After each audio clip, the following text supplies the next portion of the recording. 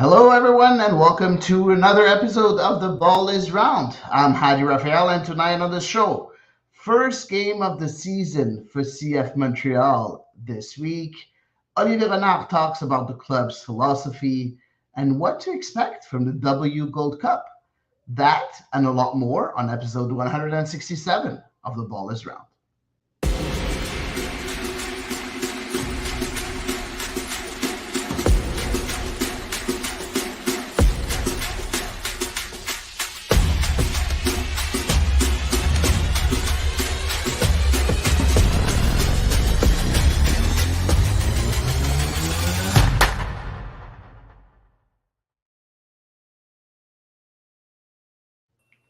And I'm joined tonight by my two co-hosts, the wonderful Eve Powell and the amazing Elias Gregoriadis. Hey, peeps, how are you? It's been a while. It's been a little while, yeah. I'm all right. How are you? I'm fine. You're happy about that win in Nice London, in Tottenham, right? road. Yes, take it any day of the week. Nice. Elias, Barca is hanging on to that third place right now. I don't Are know you what happy? you're talking about. They're top of the league.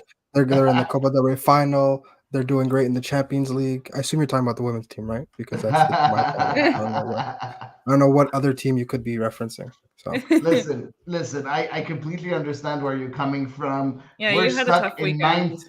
ninth position. We Yep. lost today, even where we were playing 11 against 10 in Brest, and we lost 1-0. We got scored on in the 91st minute. It's disgusting. I hate it. But at least we have a big European game on Thursday against Shakhtar Donetsk. So if we win that could be at least something to look forward to. So let's wait and That's the see what's going to happen. Exactly. One of those seasons. Yeah. Seasons. What can you do?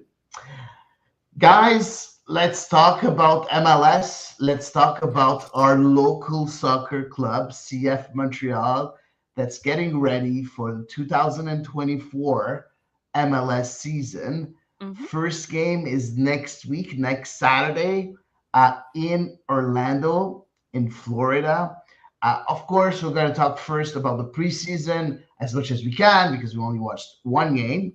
Another loss and for the last game of the season against the Tampa Bay Rowdies, a USL Championship club, 4-1. Elias, when we see these kinds of results, even if we can't see, the game and everything, are we worried? Should we be worried? not really. I mean, like it's again, unless they lose games like 10-0, then you're like, what happened, right? But 4-1, there's no way to tell you what kind of 4-1 loss this is, right? Either way, like obviously losing against a USL team is not great, and I'm sure that they were not thrilled because again, even your even your rotational players should be able to like hold their own handle a USL team, right? At the end of the day, and the conditions were terrible, stuff like that. But yeah, at the end of the day, yeah, you'd expect a win, but again, you circle back to the main problem with the preseason is the fact that we have no idea what's going on besides one stream we got to see that bugged half the time and so worked for me. That's oh no, for me it like died on me like 3 or 4 times during the stream, so that was great. Oh boo, that sucks. No. Well, we also had Colorado's goal highlights from their Twitter. Yeah, that was great. But I think developing a preseason analysis based on that minute quantity of analyzable data is a terrible idea, Yeah, exactly. Yeah. And yes, of course, I know Patrick that's here tonight saying problems playing out of the back. I'm guessing. Yes, we've heard a few things with, of course, the back passes and the goalkeepers trying to play from the back and then losing the ball in very dangerous areas. But also we have Alex Gazay. I think this is the first time that I see him on this pod. Thanks for being here, Alex. It's a preseason game, but damn, 4-1 against a USL team. Uh, you know, do you? It's not the momentum you want to enter a season with. No. Exactly. Talking about momentum. How bad is the fact that CF Montreal is not able to play that fifth game against that university team that was canceled? Now that we have lost, the Mm-hmm. 4 games that we played in the preseason. They tied one. They tied the very first one. Three. Yeah. Exactly. Yeah, one tie, 3 losses. Yeah, you're right. By How one. important is that now, Eve, in your opinion, that we don't have that fifth game to play anymore? Obviously, I think the fact that all of the games ended in losses, and of course, again, a little bit of this is speculation. We know that Laurent Courtois wanted to do a lot of experimentation with his lineup, probably his formation, probably his in-game tactics as well, in and out of possession. I think, what we saw from the Atlanta match was kind of this stubbornness in playing out of the back. We don't know if that philosophy was what kind of the theme of the preseason matches was. So yeah, I think to get some of those experimental urges out of the way before matches are actually competitive and actually count for something, it would have been significantly better to have an additional game. Interesting. What's the sweet spot for you? Elias, you've been covering, soccer for a while, of course. Same for you, Eve. You've been here on The Ball Is Round for a while. You wrote for a Switch to Pitch. Also, you know your soccer. I think I know mine too. What's the sweet spot as the number of preseason games before a season begins? Is 4 a good enough number, or do you think there should have been, an extra game, 2, 3, 4? I think. Go ahead. Go ahead. I think Go 4 ahead. is the bare minimum, like bare minimum. But is it enough? Yeah. I think it depends. I think when you have a new coach and you have so much turnover within your roster, I think you need more time for everybody to get to know each other on the pitch as well as on the sidelines. So in this context, no. If you're in kind of a cycle where you're in your second, third, a girl can dream 4th plus year with a coach, I think you could perhaps get away with a little bit with a few fewer and lean towards 4 being plenty, particularly in a league like MLS. Definitely the scale that Miami tried to do it at is way too much. That is the wrong end of the spectrum, if you will. But no, I do think that with all the instability in the team in this offseason, that an additional 1 to 2 games would have been the spot. Elias? Yeah, I mean, no, Eve is right. I think that. Why, thank you. I think that, like, Say it again. I think that getting as many games on your belt as possible, especially given the fact that most of the players don't play a full 90. None of the players play a full 90. Barely, very few even play 60.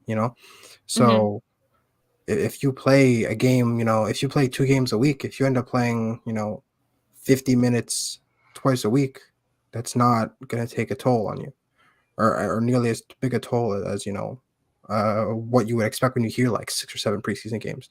I think also the fact that they've had 3 different camps in 3 different cities during this preseason does make that difficult. Last year, for example, they had and stuff, exactly. Last year they had the friendly against the reserve team. They had the friendly against the PLSQ All Stars, and then they had their regularly scheduled preseason games in Miami. So they had, what was it, like 6 at the end of the day? 5. They had like 6, I think, preseason games, if you count these somewhat informal matches that they had at Olympic Stadium. I think that, that is a much fairer amount. I think, asking teams to do a complete 180 in style and philosophy and get to learn new players and have to deal with the traveling and have to stare down the barrel of a 6-game road trip, all with only 4 games under your belt, is asking a bit much.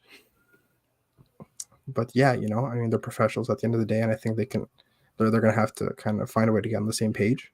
But definitely more games. The more the merrier. I don't think the more the merrier. I think 5 games is the sweet spot for me. Like, 1 game against a weak team, 3 games against same level, teams against of the same level that CF Montreal or even better, and then the last game against a weaker team too, in order to get that win and get The You mean like a US? positivity. You mean like a the USL team? positivity and everything, a good atmosphere and stuff before you attack the season. That's what usually I tend to look at when I look at the good preseason setup. I think this is a bit short as a preseason for games, but at the same time, as you said, Elias, the fact that we're gonna have 6 games away, in a way, I feel that It's almost like an extended preseason. some of those games are considered a bit like preseason because they're not that important. If you lose the first You're 2 looking at the games of the Western Conference. season, yeah, if you lose the first 2 games of the away games, it's not the end of the day. So you can still continue on building there, but not my cup of tea. Honestly, it's just that's a small reference to Sam Savvy. So not my cup of tea, but yeah. No, I think that Laurent Courtois did what he could. Now, looking at that final starting 11 against the Tampa Bay Rowdies, no Kokaro, no Joseph Martinez, no who was, I think it was Ruan? Sunusi and Ruan was there. Oh, yeah, sorry. the 2 strikers. It was Sunusi, no, and No, there Vincent. was Juke. No. Yeah, no Vincent. There was Sunusi, Juke, and Chouanier, I Opoku? think. And Opoku Yankov, wasn't. sorry, and Yankov. So there wasn't Opoku, I think, in the starting 11. Yeah. So you look at that, and usually at the last preseason game, you usually have that starting 11 that's going to start your season. How weird is that, Elias, to not have that first starting 11 start your last preseason game and get the ball rolling in a certain way and prepare the season? Is that something that's a bit weird for you too? I think that if we had the chance to speak with someone after the game and maybe get a clear idea about why people played where they did, then we'd be able to answer that question a bit better. But we are speaking with Laurent Courtois tomorrow afternoon, so at least we'll kind of get his impression after maybe sleeping on it.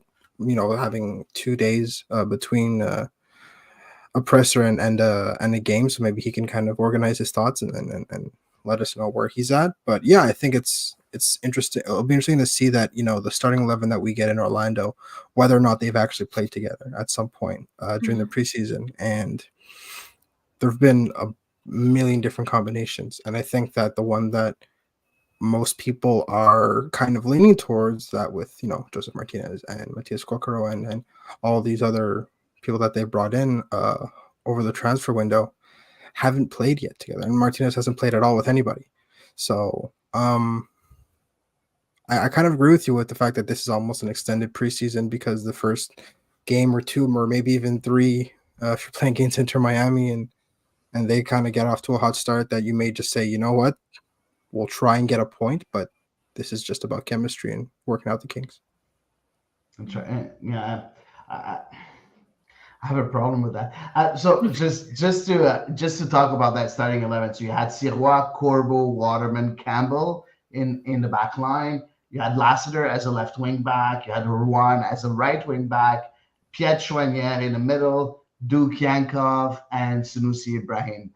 You look at that starting 11, Eve. You look at that back 3 line. It's the first game. I don't think it's the starting 11.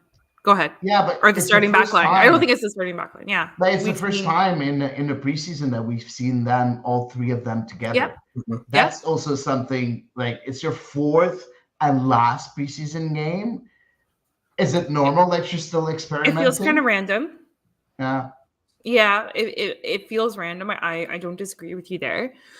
You know, I think unfortunately, there was no opportunity really to ask anybody if a player was carrying a knock, if a player, if there was a reason why, because by the sounds of it, and I think by the limited amount that we've been able to see, whether it was you guys out at Marie Victorienne or whether it was the images or the one preseason match, it sounds like Sosa is going to be probably that third central defender.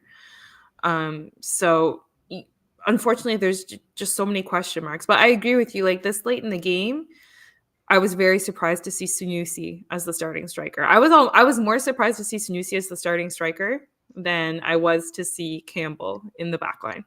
Were you surprised that he opened the scoring? Also, a little bit, yeah, a little bit. But matches in the rain like that, you never know. Anything can happen. Talking about, not really a hot take, but what do you? I think that Sanusi is going to have a very good year this year with us. Okay. That's my opinion. It's just a feeling. It's just a feeling, and I feel that also that he learned so much since he got here. I think he got here 3 years ago now, and I think he matured very well into that player that can play that role, that rotational role that we're expecting him to do and to play. So I have a feeling that he's going to have a good season. I don't think he's going to have 20 goals, but I think he will have 5, 6, 7 goals this season. And I think he's going to be very important, for Laurent Courtois. Any thoughts on that or go pessimistic, Eve? Go. You can go. I'm going to actually burst my bubble. I'm going to steal one from Elias, if I may. Sorry, Elias. If Montreal goes far in the Canadian Championship, yes, sir. Yes, sir. Then I think Sanusi's season will look very good. Right. I'm so sorry. It was just put to me on a silver platter. In all seriousness, I find it hard to imagine for Sanusi because I would think that there's a lineup kind of forming in front of him because, we talked about how the striker position was crowded, how attacking midfielder is crowded. Midfield in general is crowded, and none of those players have left. Theoretically, the MLS transfer window remains open, but there's essentially nowhere else to go for these players aside from out on loan. And I think the players who are left now kind of are not players who you would expect to be loaned out aside from one or two. So I don't know. I just find it hard to imagine Sanusi getting enough minutes for. Really? I really do. So you think who's going to get more minutes than him? You look at, of course, Kokaro will get more minutes. Yeah. Joseph Martinez will get more minutes, but Opoku. The rest. Oh yeah, okay, Opoku, and then. I mean, I would lean towards there being a preference to Vincent, given that he is, a local player. We didn't see him really. Seen much. We haven't seen much from him in the preseason. That was about to come out of my mouth. Exactly. So I don't know. We've seen a lot more from Sanusi than from Vincent. Yeah. But Patrick does bring up a good point. They're all very, very different profiles of attacking players. They all bring very different things. And I think there are going to be matches where Sanusi's, dynamism and his random ability to score a header, despite being so diminutive, will serve the team well. I just think those matches are kind of few and far between. Interesting. Elias, anything to add on what Eve said or? No, I mean, no, because I stole his Mr. Canadian Championship. Yeah, it's Ronaldo in the Champions League. It's.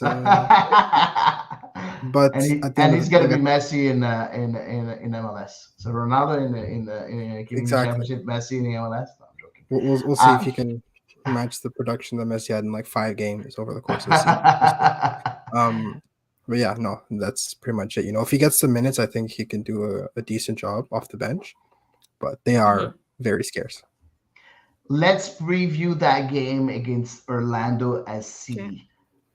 Very, very tough game for the first game. Oh my God. Orlando has had a very, very busy off season, but not busy by just, adding players, but just improving the squad, like Yeah. greatly improving the squad. And they managed to keep a couple of players thanks to people's inability to click submit, some promising so even their busy off season, like other people's failure to be busy in the off season benefited Orlando. Yeah, but like I don't think he's. I don't think I'm sure you're talking about Duncan McGuire. McGuire, Yeah.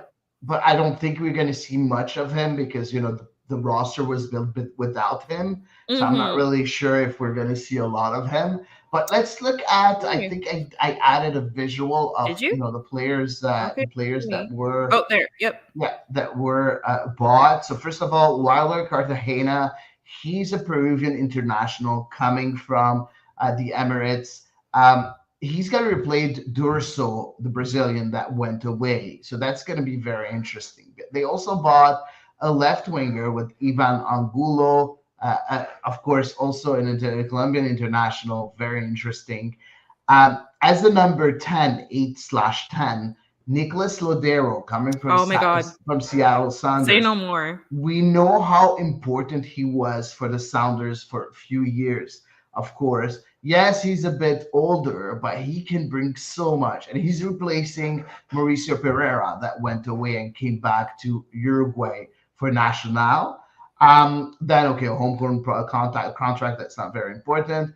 A center back in David Brekalo, the Slovakian, very, very interesting. Also, they're losing Antonio Carlos, but they brought someone that should be better than Antonio Carlos. Antonio Carlos was very good too.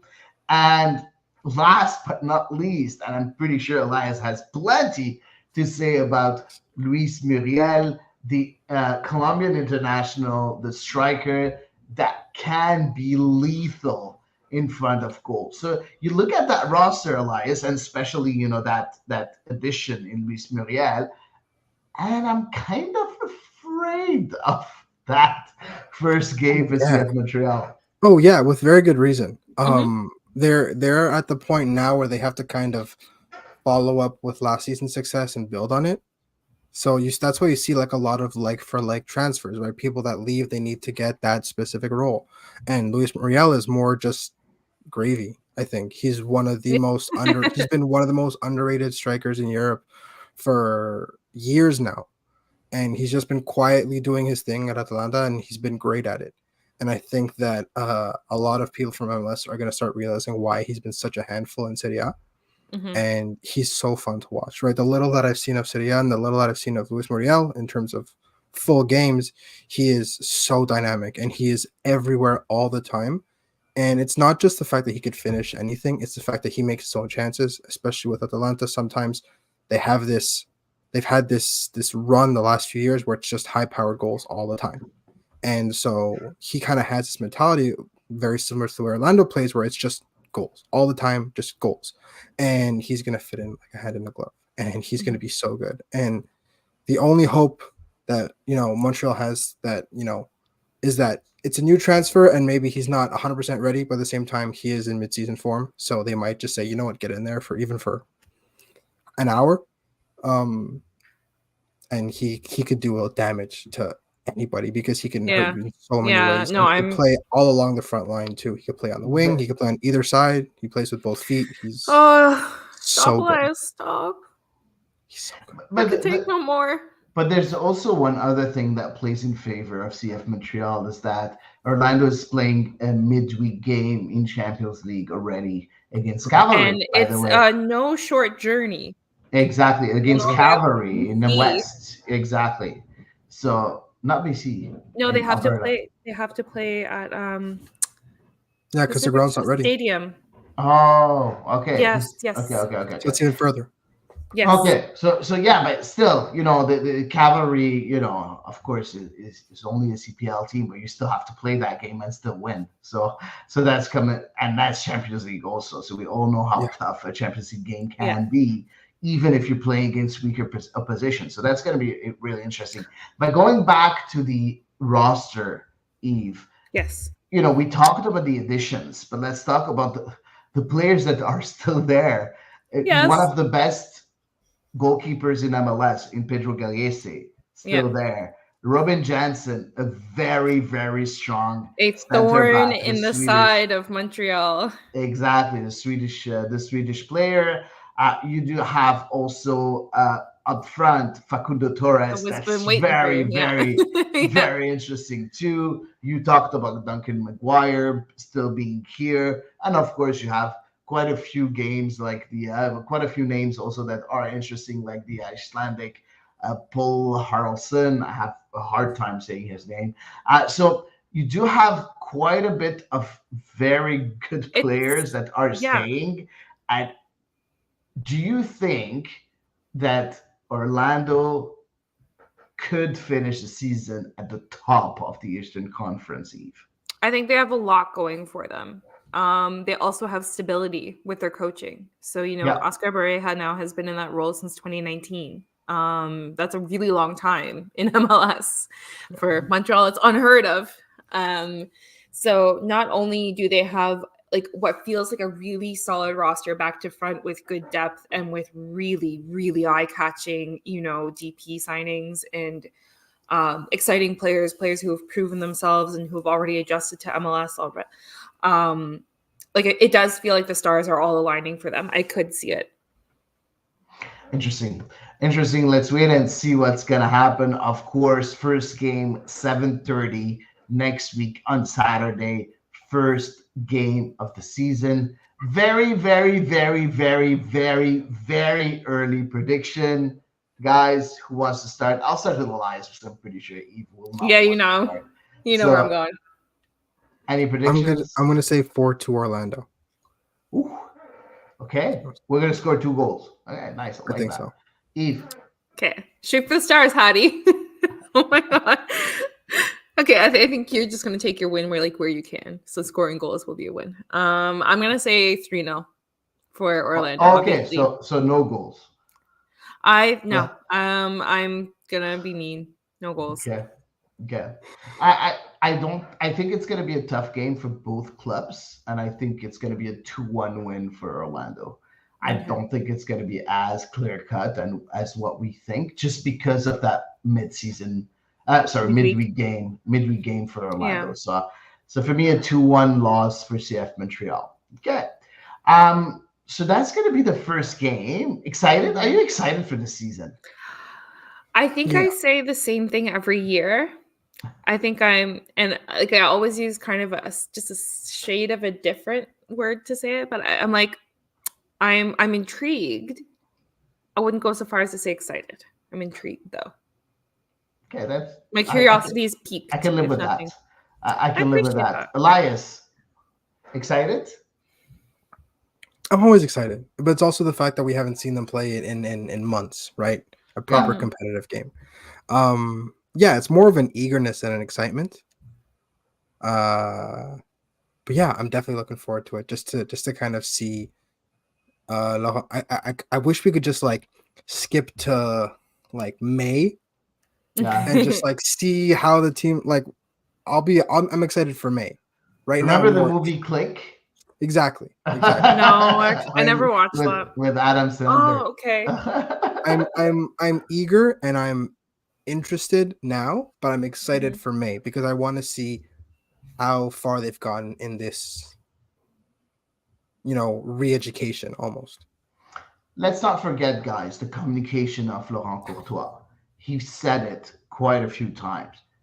It's going to take time. Yeah. We need to be patient. So, it's going to be tough at the beginning of the season, but we still need to be in the right mindset and just, grab a point here and there, hopefully. So we'll talk about that a bit later. But I'm excited just because of the storylines that we have in that roster. I think we have some very good stories that could come out of that season. Kokaro, of course, the first one that comes to mind, but Joseph Martinez also, Yankov coming from Bulgaria, Mathieu Chouanier, is he going to be able to have that great season again? Is it the end? Is it the final season for Victor Wanyama in Montreal? Samuel Piet, where does he fit in? That backline, Waterman playing since the beginning of the season in that middle of the back three. For me, there are a lot of storylines that are very, very interesting. Well, also, of course, second season for Jonathan Sirois, and so on and so on. We will see Breza. Are we going to laugh a bit more? Whatever. So that's going to be very interesting, I think, this season for CF Montreal. I can't really wait because I have to say I'm just so bored of what's going on in my European team that I'm looking forward for something else with CF Montreal. I will say I am excited to get out of the hypotheticals because Yes. preseason is so much about the hypotheticals. I'm so excited to have like actual stuff to look back on and analyze. No, So now there's just gonna be different hypotheticals. Now it's gonna be like, but let's wait to see what happens in May. Exactly. Exactly. Let's wait until we have one home game, and then it's gonna be let's wait until we're caught up in home games, away games, and then it's gonna be let's wait for the Canadian Championship. Let's wait after the Leagues Cup. You guys, I don't have time to get on the liver transplant list. Please no. It's gonna be fun. It's gonna be fun. I can't wait. Okay. By the way, our listeners did drop a couple of their own predictions for. Go ahead. Yeah, for sure. So we have Patrick. Patrick has a very good point, though. He said, "I don't know. Teams up in Champions League tend to not do well, and Champions League hangover is a very real thing. It is a very real thing. Yeah. And so Patrick predicted a result of 2-2, and Holy Gale predicted 3-1 to Orlando. Ruan gets red card. Okay, so I see where the pessimism comes from. So that's good. So moving on, of course, with the rest. Oh, you know what? Let's go with the question that we received for the beginning, because I think it's a good transition. For the beginning of the season, I think it's a question from Dr. Foot. Is it Are you referring? So for the beginning of the season. Well, I guess we're just gonna take Dr. Foot's question one way or the other. Dr. Foot, exactly. So Orlando aspires to be at the top of the Eastern standing. The CF Montreal is not good on the road and is still in a testing phase. The first match risks being a real butchery. Do you think Courtois will field the best 11 available? Who wants to start? I think he should. But what do you think he's going to do? That's the question. I hope he will. How's that? But that's not answering the question. Unfortunately, I haven't managed to bug Laurent Courtois' hotel room. So, I think that if he did not use his prime starting 11 for the final preseason match, which he didn't, and we have no reason to believe that it's because that many players were injured, then yes, he will use his prime starting 11 for the first true match of the year. Does that answer work for you? It does. Quite kind of, yeah. It's a bit it is not wishy-washy. I gave you my risky logic. Answer, but go ahead, Elias. Yeah, I think that I don't think we're going to see too many risks. I don't think we're going to see too many again, unless someone has really impressed during preseason. I don't think we're going to see too many, selections out of left field. I think he's going to keep it pretty close to the best 11 you can get. I think maybe one or two things here and there, maybe just to adapt to the strengths of Orlando. Mm-hmm. But ultimately, when you go up against a team, especially first game of the season, you have to put your best foot forward and your best 11. I would go also with the same answer as you, Elias. I think it's the best decision will be to start with the starting 11. I also think that Laurent Courtois will go with his best starting 11. The reason behind it is that you need to build up.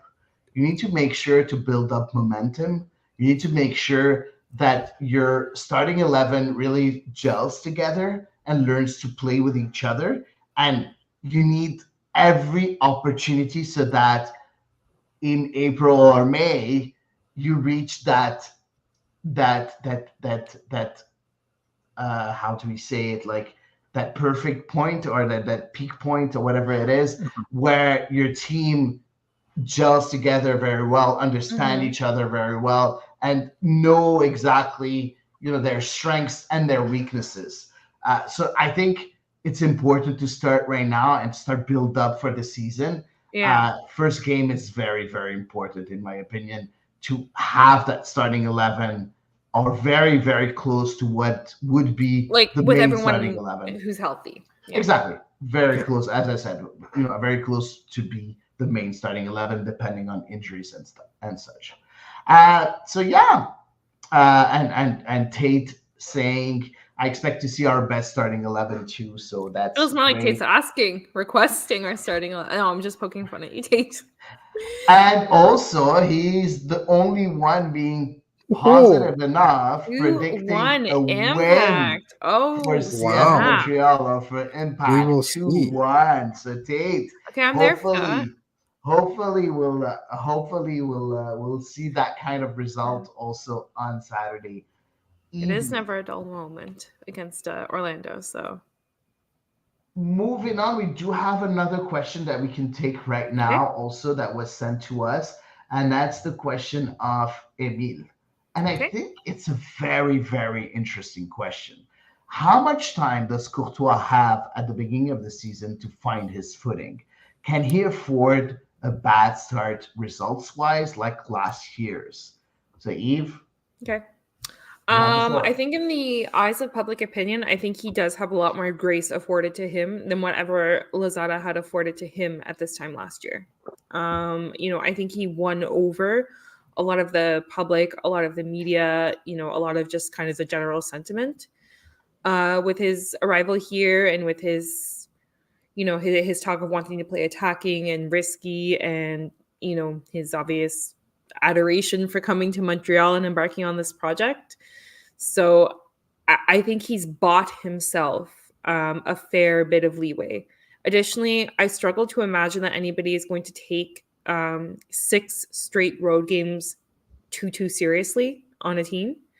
Of course, a lot of it is going to come down to the manner in which the results come. So if Montreal gets spanked 6-0 in 6 straight games away on the road, there might be some tough conversations to be had for sure.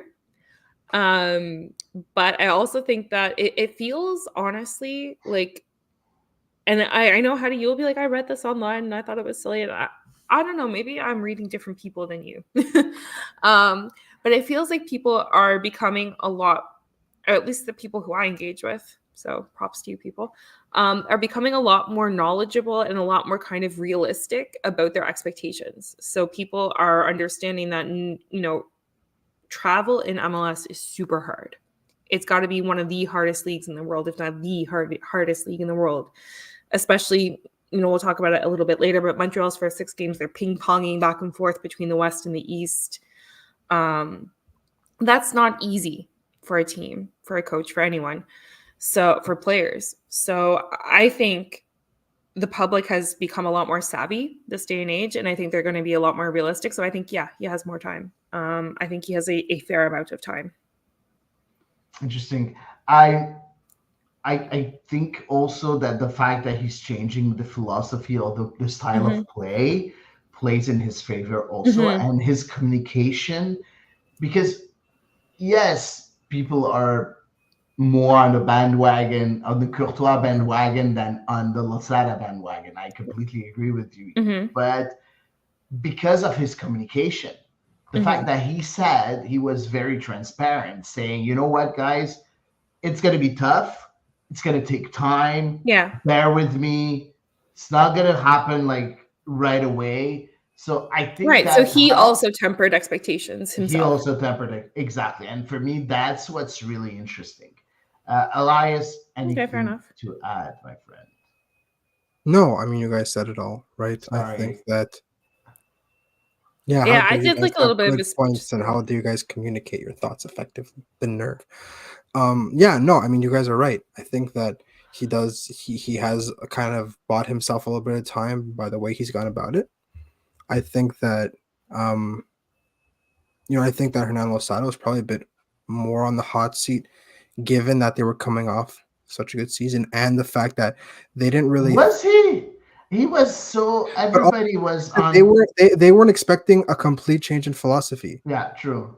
right? True. So Because now what that he said they versus know what that they're happened were, completely yeah. changing, exactly. Now they know that Laurent Courtois has to essentially rebuild this from the studs up. True. I think he has earned himself a little more time. So I think Yeah. that Yeah, it's easier if to Fernando come. Sada Yeah, it's had easier. stayed with the same philosophy, then Laurent Courtois would be expected to kind of just Exactly. So hit the ground running. it's easier to start your CF Montreal tenure after Hernandez Zada than after Wilfried Nasi. That is also true. Complete. Yeah, That is also I true. completely agree. Now we do have one last question, and that we're going to be that we're going to tackle. It's Tate's question. What is a fair record to hope for when the team returns to Stade Saputo for their home opener? Let's take a look at the 6 games that we have uh, before Montreal Cincinnati on the 13th of April. So Shit first of ugly. all, Orlando City on the 24th, yes. Then we have Dallas in the West completely uh, on this. Is it the second? Yeah, it's the 2nd of March. Then we have the 3rd of March. Sorry. Then we have Inter Miami on the 10th of March. Then Chicago on the 16th. Then DC United on the 30th. And finally, Seattle Sounders on the 6th of April. We do have one answer already to that question from Patrick saying 4 points would be acceptable, 5 would be good, 6 would be great, 7 plan the parade out of the first 6 games. Elias, I'll start with you this time so that we have the crumbs at the end. So go Yeah, ahead with I think your answer. anything above 5 points is a win. I think that especially if you can manage to get one win, you take 3 points, especially because again, Montreal lost to every single one of those teams on the road in the East except for DC United. And DC United, you know how it's never a fun game. It's DC No. United. And Well, it's not you're Wayne facing, Rooney's DC United, at least. yes, but it's still it's just it's their philosophy, right? It's embedded in the kit almost. So I think that anything, multiple games where they win points. Right? I wouldn't like if I think honestly, I think that if they win 2 games and they end up with 6 points, I would be happier if they won a game and like drew 2 more than if they won 2 games because they took points away from 50% of the games. I think that Okay. in the first 6 games, I would be happier with that 5 points than 6 points where they win 2 games and they just don't show up for the next 4 and they just get beat. I would be more I would rather see the Very 5 points. interesting. Yeah. That's very, very interesting. Eve, do you want to rebound on that or do you want me to rebound? You go ahead, Hattie, because I'm pretty sure it's just doom and gloom over here. Honestly, I think I don't care about how many points, like how many games are positive results for the first 6 games. What I care about is the amount of points. So if we lose 4 games 4-0 and we win 2 games, for me it's a lot better than drawing 2 games and getting 1 win, or drawing 3 games and getting 0 wins.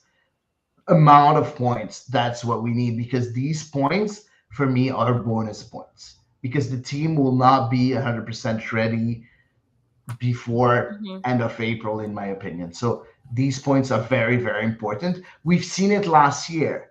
We finished the year just 1 point away from the play-in, 2 points away from the play-in. Same shit.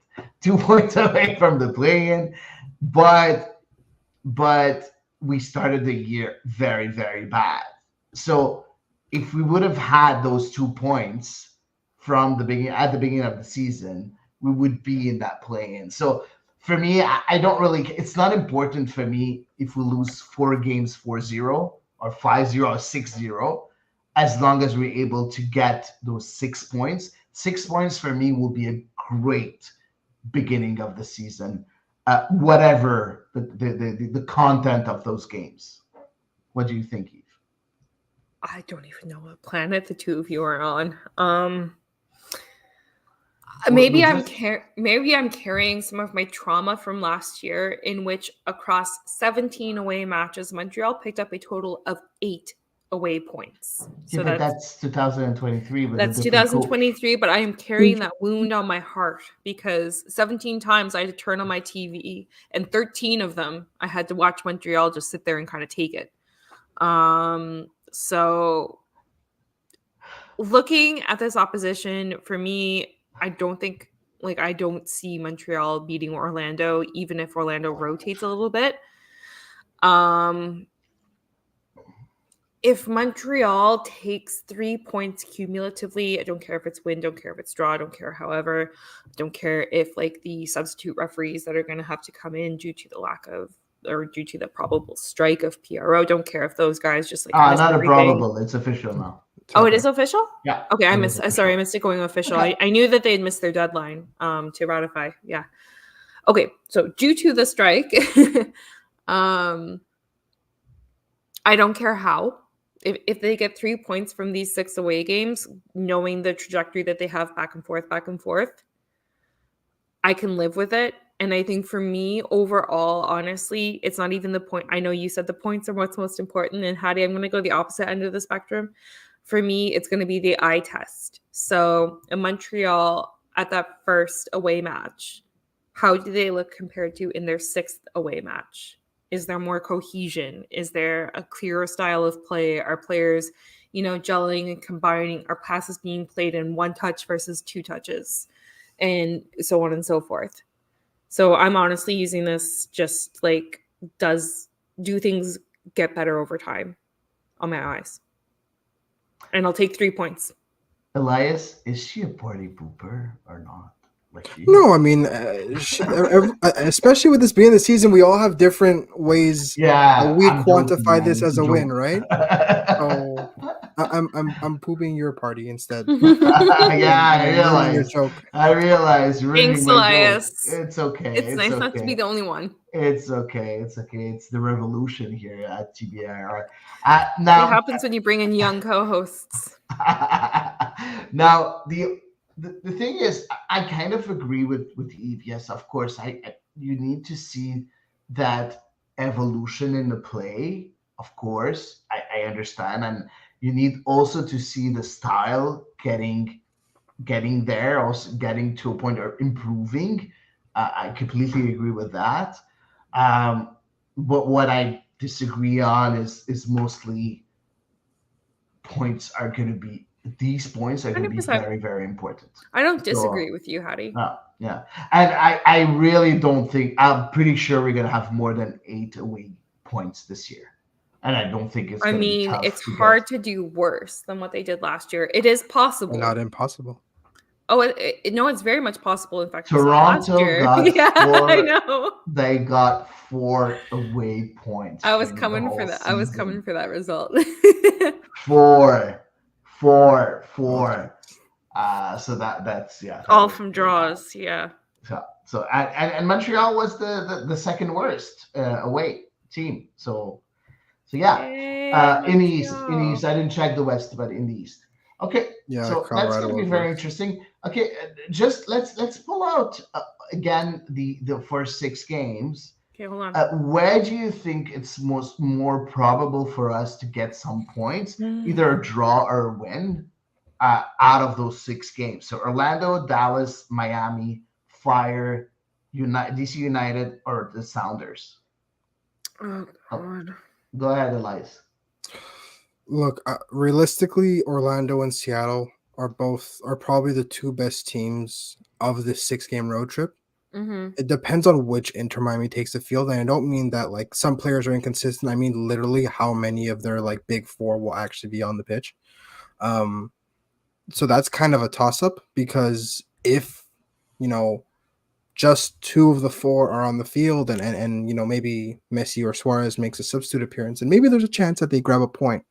But I think ultimately the 2 best chance they have at taking points is DC and Chicago. It's the 2 teams that they played halfway decent. We're not going to count up the 3-0 game because that was a disaster. But DC is always, a weird game.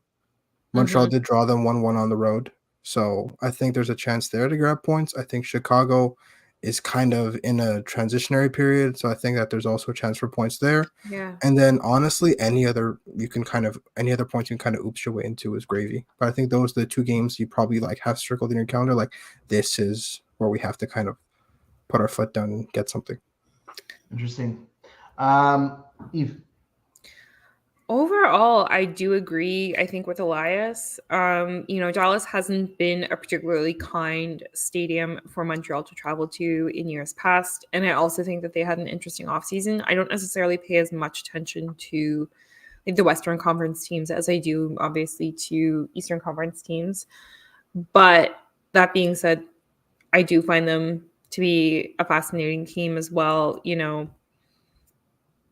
don't know. It's just, I think they're going to be good this year. I do. They will. Yeah. Oh, okay. So, yeah, I think honestly, I would probably carbon copy Elias's take on this one when I look at teams on paper, at least. I'm going to be a bit more daring.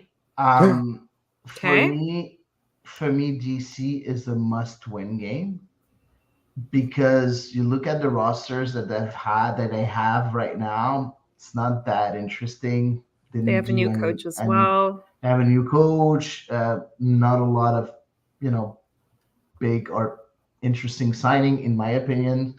I think we have to win in DC if that's going to be a must-win game if we want to start the season well. The second thing, I think that Chicago is going to be very strong this year. Very, very strong. They signed one of the best, if not the best, striker in the Belgian league with Hugo Kuipers. With Frank Klopas as his coach. But he's not. He wasn't good. He wasn't bad last year when he took over. He did very well at the end of the season. He did very, very well at the end of the season. So that's interesting. They signed a Danish center backs. They signed a Swiss midfielder that is very good in Haile Selassie.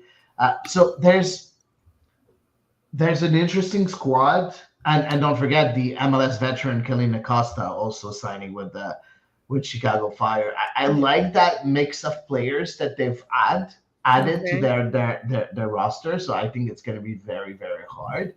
The other game where I see, and I agree with Patrick, I was coming to there, would Miami maybe be coming off a CCL game?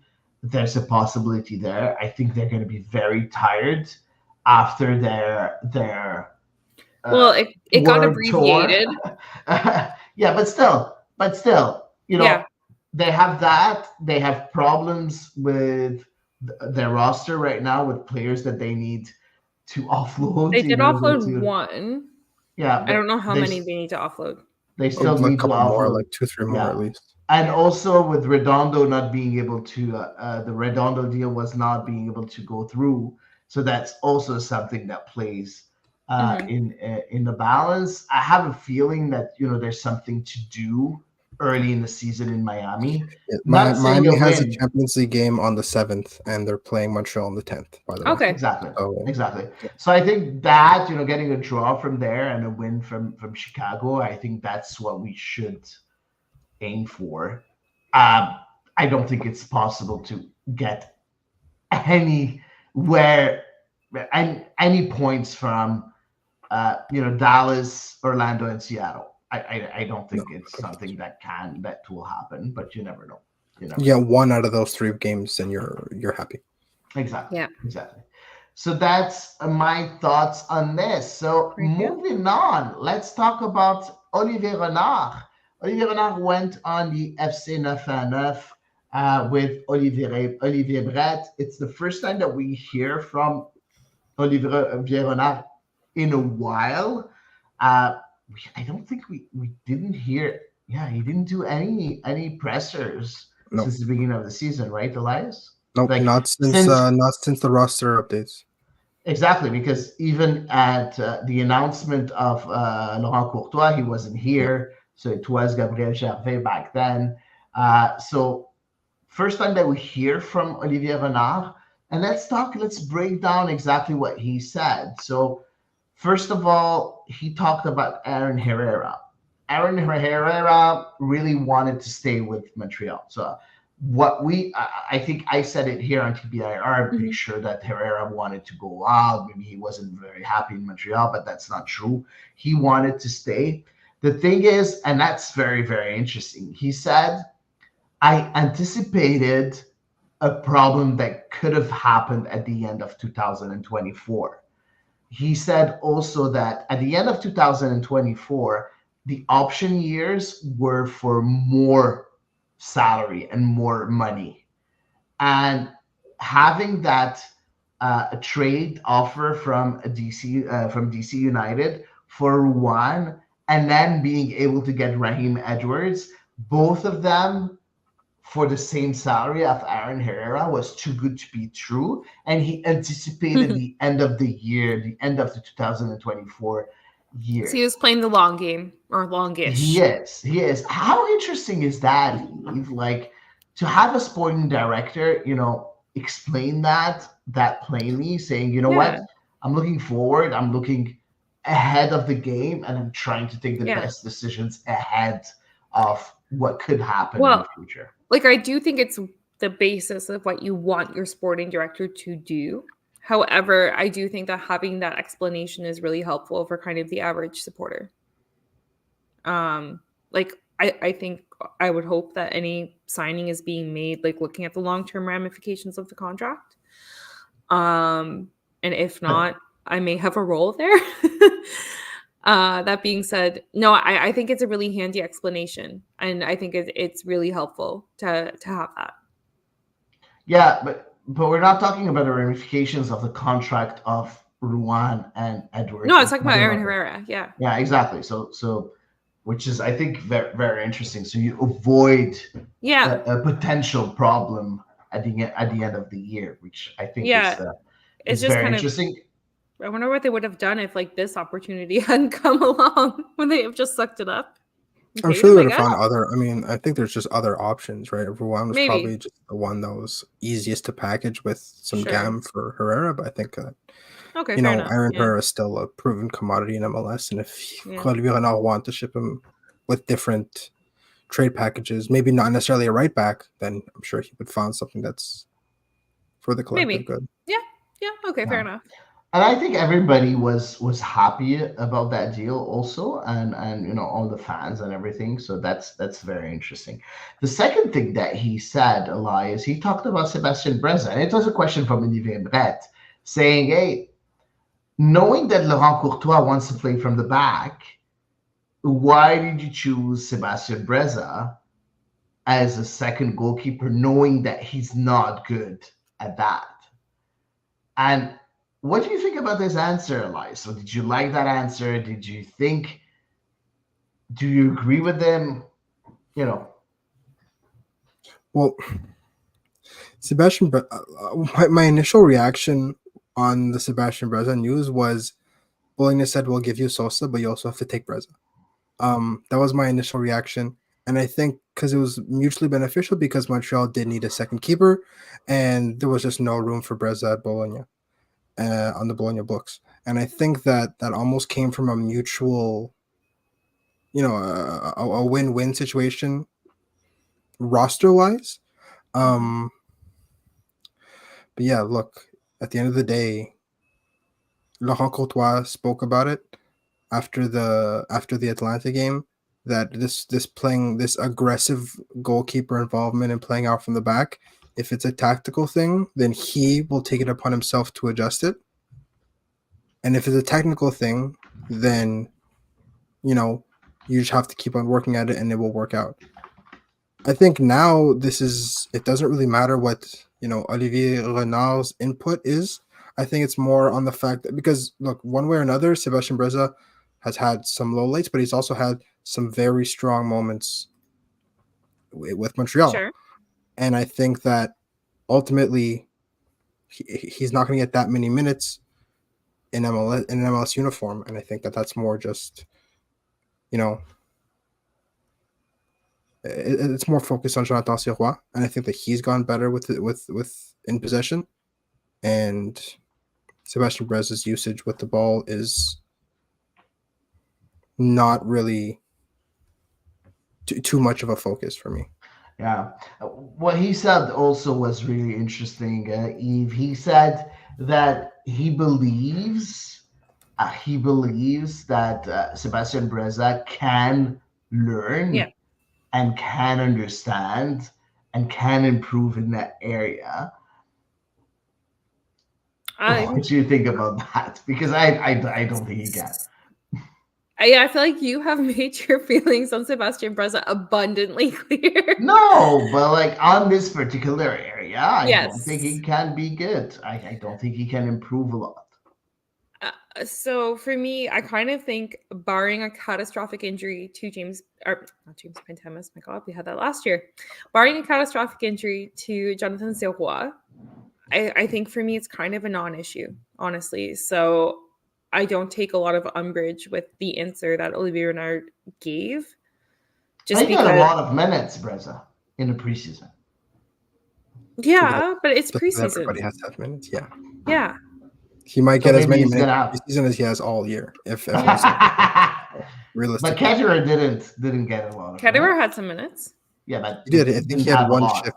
I think one shift of 30 minutes. That's it. But also I think Ketterer's role has long been determined, and he's clearly okay with it. So, like I said, I mean, what do you think that a sporting director would have said on a publicly accessible interview? No, I don't think this keeper can do it. He's here, and we're just kind of going to keep him on the bench. Like, do you like? I'm just curious what you think he would have like.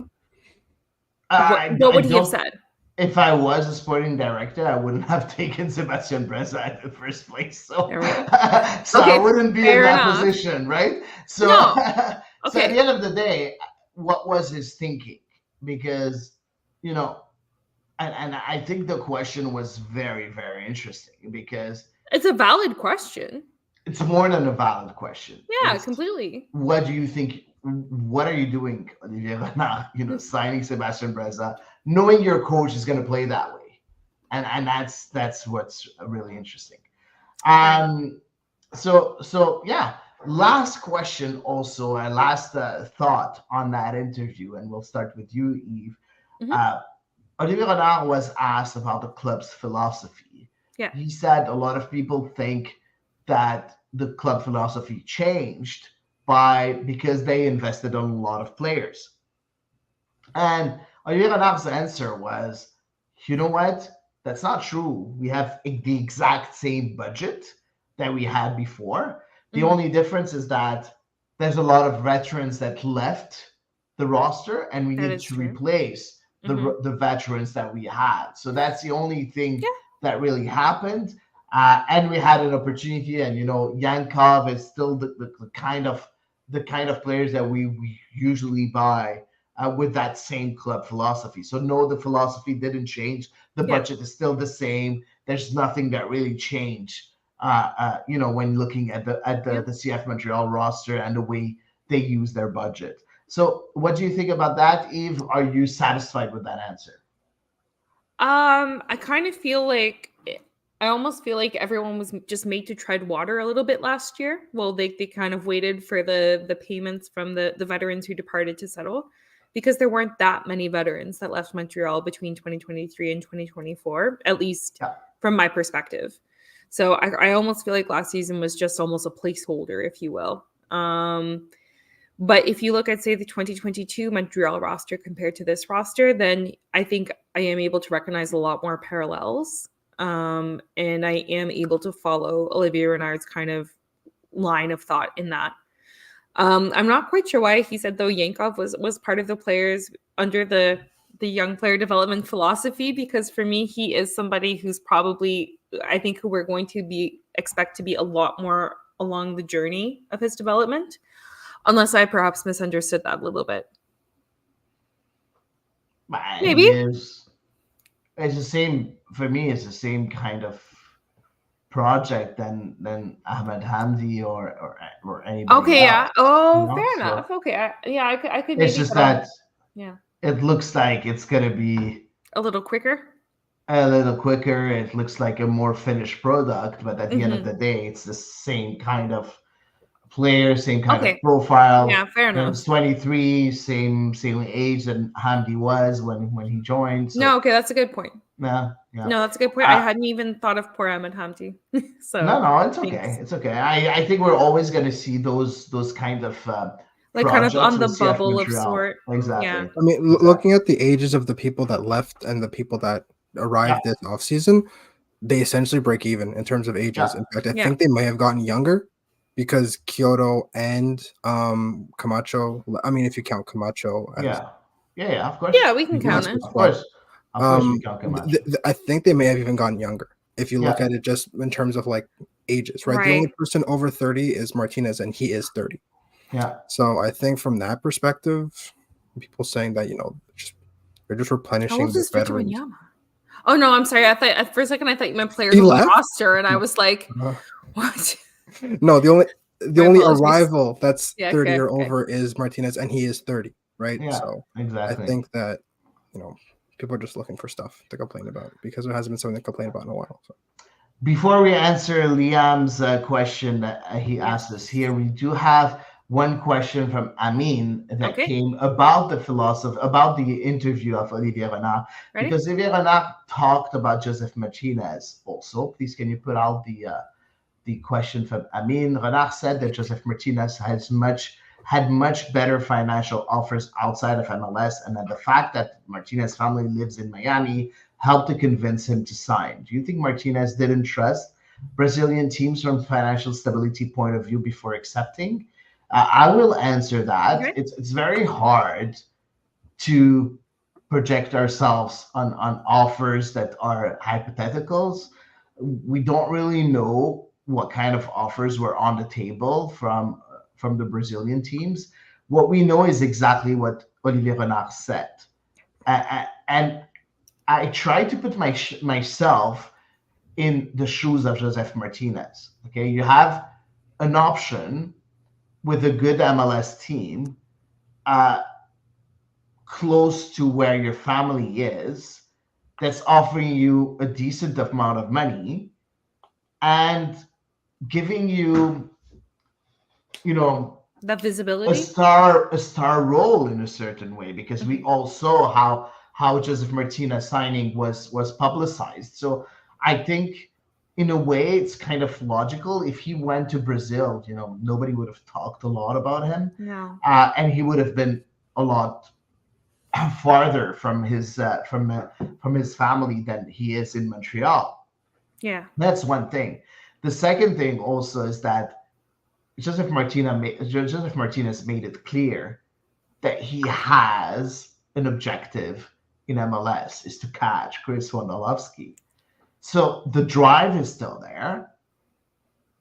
So I don't think that the financial stability of the Brazilian teams was a factor. Or at I least, think that, yeah. That's my opinion. But I just think that Joseph Martinez wanted to make sure that he was able to compete, and he was in an environment where he was sure that he was going to be able to compete. And I think he finds that in Montreal. I think he summed it up really nicely. So I wholeheartedly endorse what you said. And Elias, do you agree? Yeah, 100%. I mean, Montreal to Miami isn't exactly a hop, skip, and a jump with regards to closeness of family, but Hady's right. It is closer than Brazil, technically. Yeah.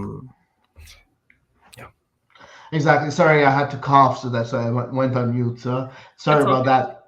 I think I need a glass of water, but I don't have water here, so I'll continue. You want to go get some water? Like we can handle things. Yeah, do you want to go get a glass of water? I'm pretty sure you can. Yeah, we'll just talk shit while you're gone. But I'm very, very interested in the next topic, and I think that's going to be very interesting to hear you. But first, let's answer Liam's question. Okay. what do you think the best starting 11 is for Laurent Courtois? Hmm. Who wants to start with this?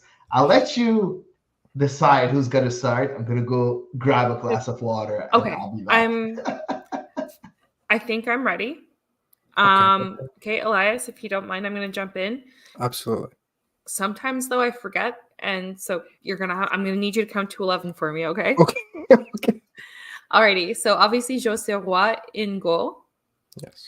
And I'm of the opinion, based on the extremely limited sample size that we have to judge by, that a back three of Sosa, Watchman, and Corbo would be an effective 3 center backs.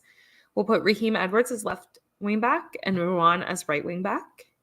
I'd like to see a double pivot of, and we've had this debate numerous times by now on The Ball is Round because of the incredibly congested midfield. Honestly, for me, it's kind of hard to define the midfield, and you almost have to define it based on the match and based on the opposition, kind of based on the circumstances. But like if I had to kind of pick in the midfield, I'm going to go for Mathieu Choignard and Nathan Saliba, play the youth. And I can see Hady's face. Well, sucks to be you, Hady. You make your faces. I don't care. I will live with the consequences. In the 10th spot, let's put Yankov, of course, because, well, we know he at least had an interesting preseason. And then that leaves me with 2 attacking players. And I feel like Kokaro is obviously going to be one based on the investment in this player. And the second attacking player, I think, will be kind of a forward as well. And let's give Joseph Martinez a shot. He's proven it in MLS. We had as well this debate on whether his time has come and gone or not. And I'm of the opinion that it is a redemption arc. Thus, I'm going to put Joseph Martinez in my 11th spot. We are mostly in agreement. There's 2 differences. Okay. 2.5 technically. The only half difference is I'm stubborn about this. I was stubborn about this last year, but Gabriele Corbo should be the middle center back and Joel Waterman should be the right side center back. We've been over this. I'm going down this hill. But yeah, I'm gonna stick with my middle assessment.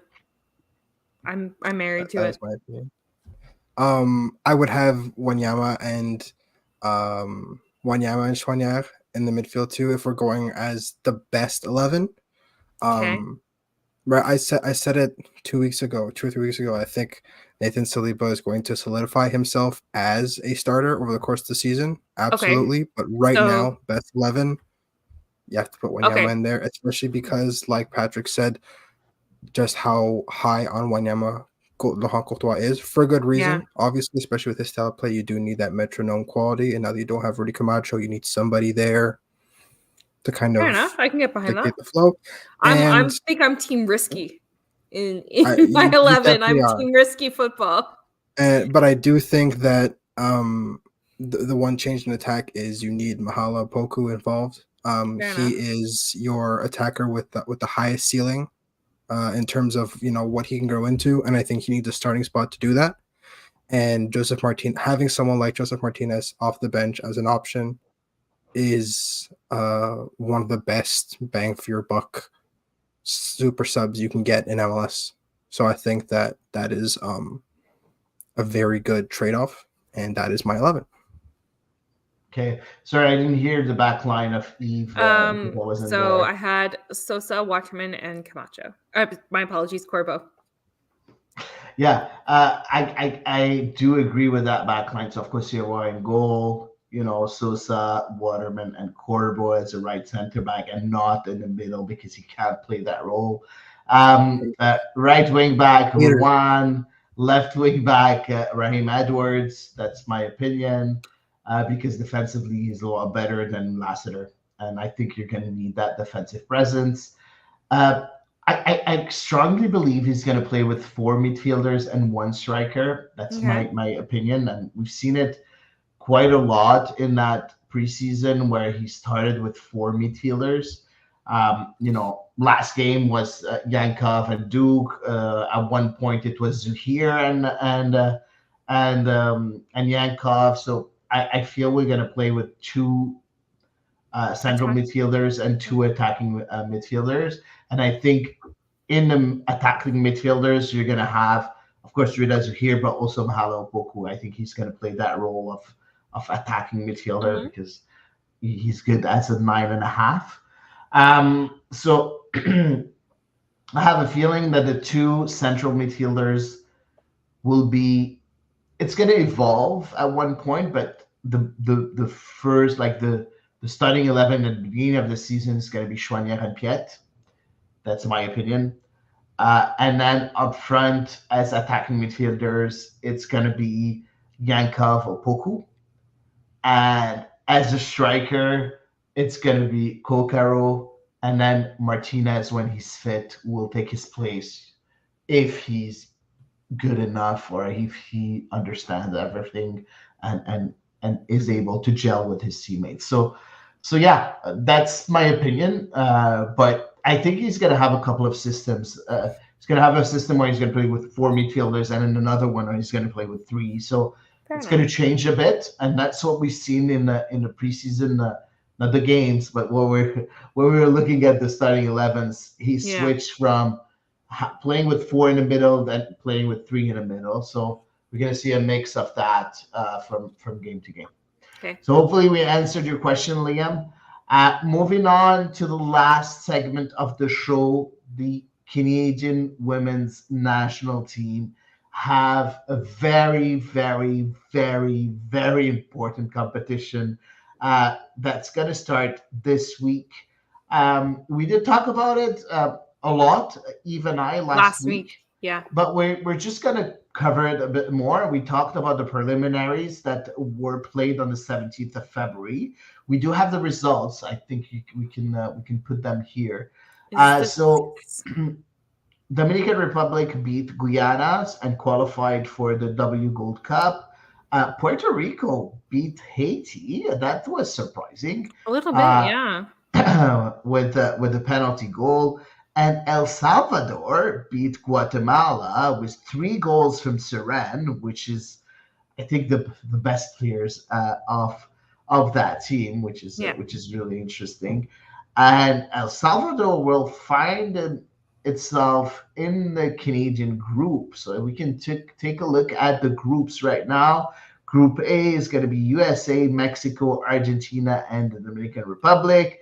Group B, Brazil, Panama, Colombia, and Puerto Rico. And Group C with Canada, Costa Rica, Paraguay, and El Salvador.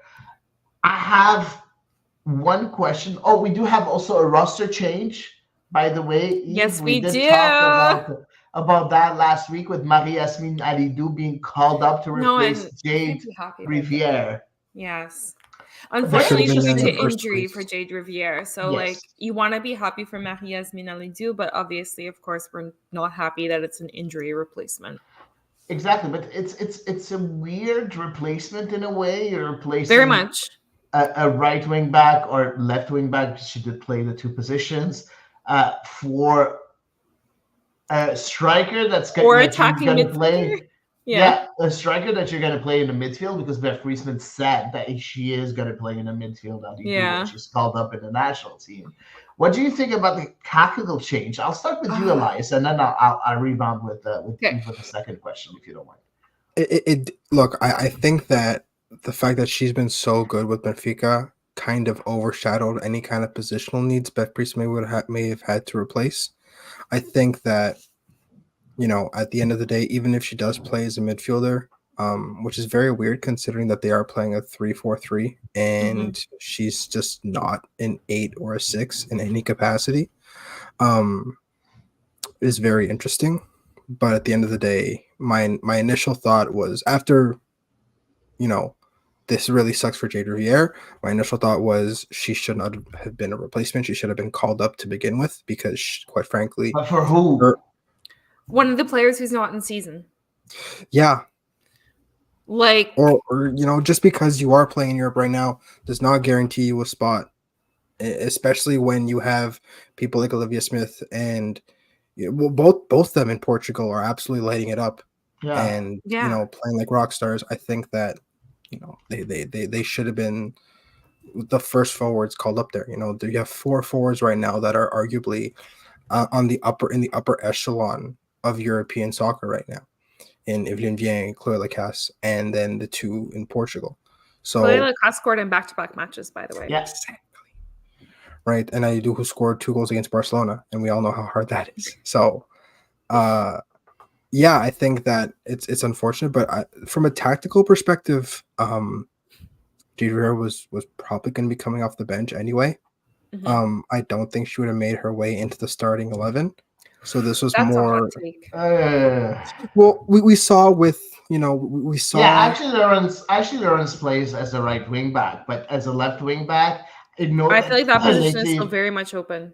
Go It's ahead. very yeah, much exactly. open, but it's We not saw, like a guaranteed. yeah, She but was not a she permanent wasn't. starter. She wasn't, You know. but there was a place to grab as a left wing back Oh because yes, absolutely. Sydney Collins was really good at times, and at times she was because she's not a very an offensive threat. Yeah. Yeah. So adding Jade She's like kind of Riviere old there is school. interesting. But Exactly. if you And have Chloe Gabrielle Lacasse on the Carl left is side, not. if you have Chloe Lacasse on that left side, then from a left flank perspective, you just need someone reliable that can kind of run the flank, and not necessarily you don't need someone who's as But when you're offensively talented playing, as Mm. but when you're playing a team Lauren. like El Salvador, you need goals, right? So, like, it's not very interesting to have someone that's defensive minded, right? So, It's not a bad thing either. Although that being said, I mean, if you're playing the long game, you do want to have a player who can be a little more conservative against yeah, the huge guns of course, that Canada ought to encounter. of And there's course. also Gabriel Carl, who again, is probably second fiddle right now, but Like who's third or done fourth fiddle, well honestly. with Jade Riviere now being gone. I think is Okay. probably second or She's been third fiddle again. elevated. Yeah, exactly. Right. You step up, and she did play against Brazil, and she wasn't like she did all right. She did her job relatively Fine. well, and I think Yeah. that again, there may not be necessarily a lot of offensive firepower at the left wing back position, but sometimes it's not. You have someone like Ashley Lawrence who is so well rounded, who can get Yeah, forward. That it's sometimes nice to have that balance, right? Mhm. And you don't need 2 super offensive gung ho wingbacks, especially when one is doing such a good job. Yeah. So I think that interesting. Jade Riviere not being there is very unfortunate, because I do think that she could have absolutely made that spot her own, even if she is Yeah. playing out of position. But ultimately, could this lead to a change in formation and maybe like a 3-4-1-2 if we have Aidou playing as a 10, for example? But I don't know. Oh, Bet Friesman seems pretty married to the 3-4-3. yeah, I think Elias is so too. like going for a full blown revolution here. Yeah, I don't think we'll get to see a lot You have to, of but change the thing from. about international tournaments is you have to stick with the hot hand. Like, yes, you have your players that you can count on, I agree. but if Like, The someone's Canadian getting like, national team never agrees. exactly. but if someone's getting Exactly. like, if you have 2 or 3 players right now that are on like a goal contribution a game or more, in the case of like Olivia Smith, who's got like almost 2 goal contributions per game, you have to find a way to fit them all in, Tell especially Ben Priestman. someone I sent agree Ben with Priestman you. a link to the show. But yeah, I do agree that sometimes like you have to get those players that are on a hot streak in your starting 11. But especially we in this said it tournament format so where we've just said winning a it. group stage isn't enough. But You have to win a Elias, group we've stage said it and so. outperform. But Elias, we've said it so many times here on TBR, Yeah. and It just it's doesn't never happen. been that way. It hasn't happened. Like think how about many when times have Evelyn you thought, Viang yeah, go ahead. was exploding Yes. Sweden, with all of her goals, and she And now, she sorry, yeah. Now and she's exploding in Italy, so maybe that's a bit yeah. more Well, convincing. she's been a little quieter the last couple of weeks, to be fair. But no, like even Roma when are doing well though. Roma are doing fantastically, yes, but like from a goal scoring perspective, the last couple of Yeah. weeks have been a little quiet for Evelyn Yang. But like when she was, just absolutely tearing it up in Sweden, and then I think we questioned like, does Bev Priestman respect the league? But then we see Clarissa Rissi get called up, and she plays in Sweden now. She was playing at Celtic at the time when she first got called up. So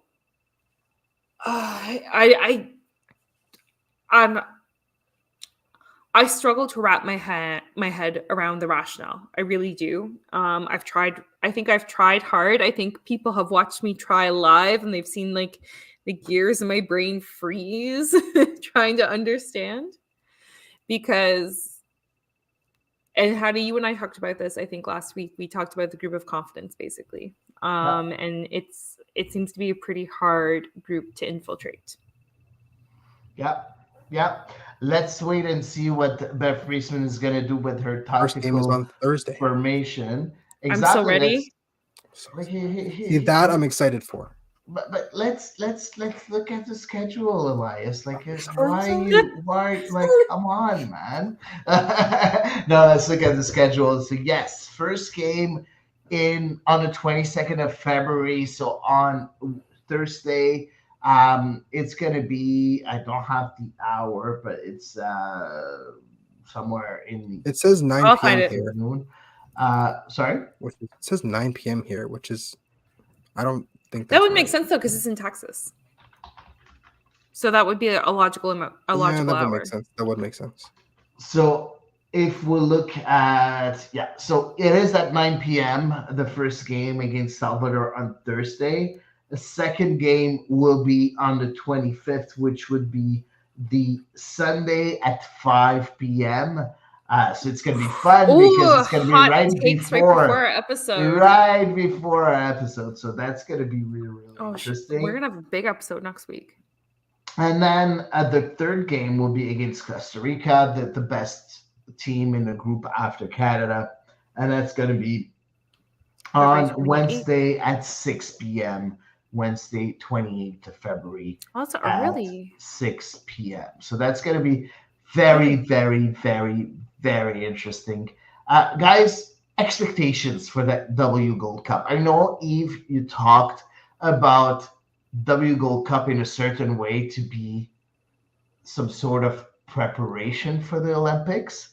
Are you still in that mindset, or did you change your opinion regarding the W Gold Cup? I think this has to be the start of Canada's redemption arc, along with Joseph Martinez on his own redemption arc. I think for the women's national team, after their complete dud of a 2023, I think this needs to be how they come back to making a statement on the international stage and prove that they are still a force not only within CONCACAF, but in international soccer.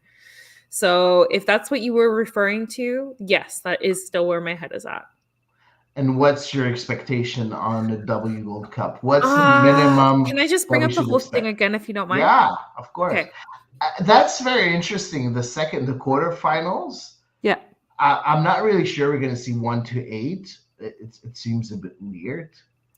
Well, it is a little confusing to look at for sure, because there's 3 groups. So the top 2 from each group go through, and then the 2 best third places go through. Yes. Yeah. Which is why. But we're not going to see 1 to 8, because I think the 3 group winners will be in the 1, 2, 3 positions. Yeah, I agree.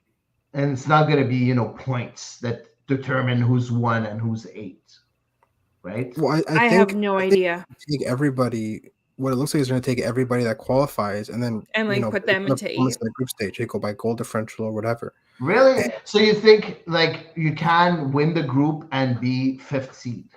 No, the worst you could do when you win the group is you finish 3rd. Right? Exactly. So it's not going to be just looking at points only. So the first 3. Well, to differentiate so 1, 2, and 3 are the group winners. 4, 5, and 6 are second place, and then 7 and 8 are the best third place teams. Okay. Which is why it's so important to do not just win your group, but blow everybody out, because goal differential will probably matter. And you look at Group A, which is so stacked that realistically, if they beat each other up and they have very close games, but Canada, who has more favorable group, that's where Canada has to kind of maybe stack the deck in their favor. Mm-hmm. Interesting. Yeah. So Eve, Yes. we'll come back to the question. Expectations for Canada.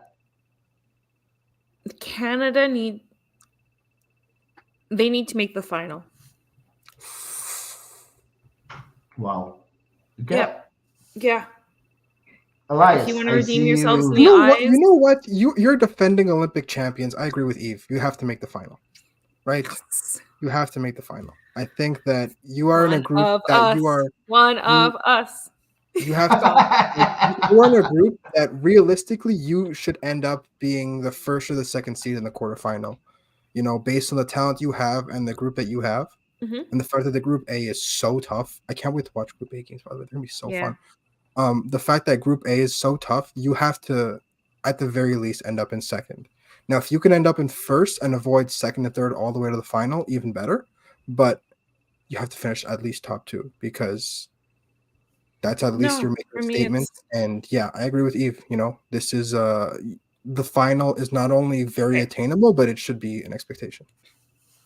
I agree, and I'm gonna add something. I'm gonna add a visual here. Here's the ranking index of all the teams in CONCACAF right now, the FIFA ranking index. So you have the States first, Canada second, Costa Rica, Jamaica, then Mexico in fifth, which is very sleeping surprising. on Mexico.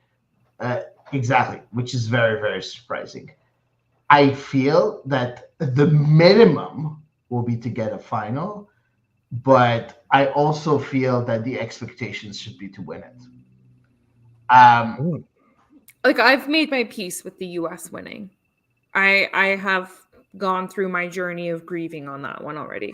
I understand, but at the end of the day, don't forget that US is still also in a transition period. They are. Right now. I agree with you. So if there is a chance to win at one point against the US is right now, because yes, we lost Christine St. Clair, who retired, but we should have a more finished product than the US, even with that transition still happening also in Canada. So I don't know. In my opinion, I think now's the chance for Canada to get the gold medal in CONCACAF. But again, expectation is a final, but I think we should compete. We should compete for the title. Even if I don't think we will win the title, but I think we should compete for the title. And hey, once you get to a final, well, yeah, I was going to say, I would hope it would be a competitive final, for God's sake. Yeah, because, you know, it hasn't been a competitive final in a while. So no, that's when we reached the final, because in the last, every time, like even in the U17, we lost against Mexico. So go figure. So yeah, let's wait and see. Guys, do you think that even if Bev Priestman signed a contract extension, a bad showing in a Gold Cup and a bad showing in the Olympics will be the end of her tenure, Eve? So, like I said, the big thing that she has going toward, I think, her credit right now, like, not more Biello, but I think like much of Canada soccer, is just the fact that things are so dire there that I think they will cling to any stability that they can right now. So I honestly think that she could make it out of bad showing. I really do. Wow. In the two competitions. Elias? Depends how bad the showing is. Okay, yeah, I'm gonna adjust my statement to I think if they made the quarterfinals in the Gold Cup and get knocked out in the quarterfinals, then they get knocked out in the quarterfinals of the Olympics, then it's not great. But depends on the circumstances, because Canada really does, like, they have their own fate in their own hands. They just have to kind of run the gambit to put themselves in a good spot for the semis. So it kind of does depend on how bad is, but ultimately I think that's going to take For me, getting out in the quarterfinals of the W Gold Cup is super bad. I agree with you. Even if you're eliminated by the US. But if you're in a position where you have to play against the US, then something's gone horribly wrong. Exactly. Yeah. That means that the group stage was bad. Yeah. But we talked about this, right? I would have thought that they would have signed an extension after the W Gold Yeah, Cup to see how it yeah, we went. talked I about But that. agree. Yeah. but now that it's there, they've clearly committed to her, and I think that it's going to take like a biblically bad 2024. Like somehow you have to one up 2023 for her to even get Oh considered. God. You got to look for a Don't replacement. manifest that, Wow, please. wow. Okay, we'll All right. see. We'll see what's gonna happen with the future of the women's national team. This is it for our segments. We can go to social media. So go Okay. ahead, Eve, with Yep. the segments.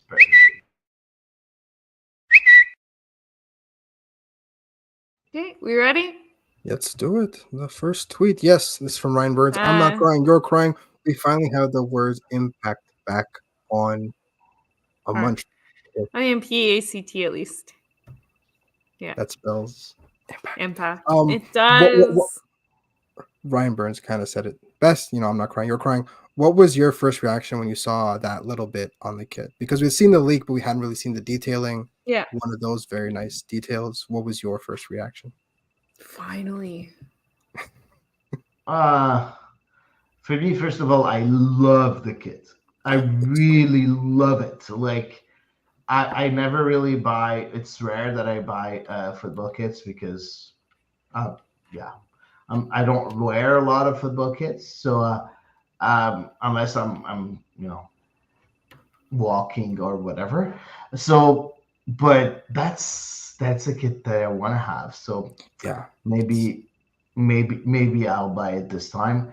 Uh, but the impact, uh, words, the letters on the back, the neck. Mm-hmm. I like that because in a way, Gabriel Gervais, when he came in, he tried to renew, the confidence of the supporters towards their club. The ones that were really mad of the rebrand of Kevin Gilmore. He made sure to do a, a step forward by just introducing that new vision, the IMPACT Mm-hmm. vision with a word. I don't remember Yeah. the words. What were the words for each one of the letters? But he did that already, and putting it on the kit is the second step forward to a reconciliation. Even if I think that most of the supporters that really left the vicinity of the club are most of them are back. There's of Well, course a especially with few that when the aren't. badge came out, I think that Exactly. So I feel it's a good step in the right direction again. Um, there's nothing that we can say like there's nothing bad that we can say to Gabriel Gervais and the way he dealt with things since he became the president of CF Montreal. To be honest, so I like that. I really like that. Right here. Howie. right. Yeah. Yes, this is from Alex. Hope you're still listening. These are predictions from MLS experts, quote unquote experts A for the classic every 2024 year. season. Exactly. It's Oh about God, that love her, time. Kaylin Kyle. Good for you, my Halen, dear. Kyle, and of course our very own Frédéric Laure were the most optimistic, believe it or not, and they had Montreal making the play-in game at 9th in the East. Is this a case of, kind of recency bias with Montreal, or is this, Eve, Yeah. we know that you tend to But be on the more pessimistic side. How I much do you think there's truth in this? How much do you think it's just, I mean, oh, I it's can Montreal, we'll put them in 10th and yeah. I can only go think on. of the only season I think where Montreal got kind of favorable predictions was the second season of Wilfred Nancy. Otherwise, that's right about where they usually float in the pundit predictions. So I'm not surprised at all to see this. Not at all. I don't know how to say it. It just feels like they kind of just slot Montreal in around one of those places unless there's something really exceptional that catches their eye, which obviously didn't this year. So for me, this is kind of the norm. I'm just kind of nodding my head and like, oh yeah, more of the same. Okay, right on. And that's my sentiment on it. Just smile and wave. Basically. Hattie, what's your takeaway from this? I'm trying to do the average position if I add everything. It's probably like 11th or 12th. 12.58, so between 12 and 13. Uh, you know what? I can understand them in I a would actually be certain good way. friends with these people. Huh? I would be good friends with these people. I know. You'd be right at home. So honestly, I can understand why they would put CF Montreal there because there's a lot of variables, a lot of question marks in the roster of CF Montreal. So we're always talking about Yankov and Kokaro and Joseph Martinez and all those players that joined Rouen, Raheem Edwards, but How will it gel? one and two, we're not really sure of the level of play that they're able to produce. Kokaro, yes, okay, we've seen glimpses here and there, but is he going to be a Naruti 2.0? It's possible too. So, we don't have that player, that impact player that you're sure is going to be that star player in the team. We didn't sign those kinds of players. So it looks good, it seems good, but there's nothing definitive. And so I can't understand the predictions. I don't think we'll finish that low.